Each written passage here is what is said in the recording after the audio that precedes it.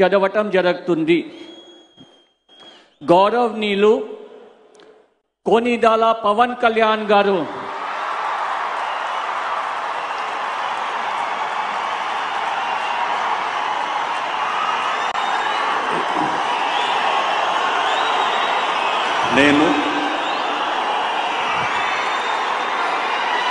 కొనిదెల పవన్ కళ్యాణ్ అనే నేను శాసనం ద్వారా నిర్మితమైన భారత రాజ్యాంగం పట్ల నిజమైన విశ్వాసం విధేయత చూపుతానని, భారతదేశ సార్వభౌమాధికారాన్ని సమగ్రతని కాపాడుతానని, ఆంధ్రప్రదేశ్ రాష్ట్ర మంత్రిగా నా కర్తవ్యాలను శ్రద్ధతో అంతఃకరణ శుద్ధితో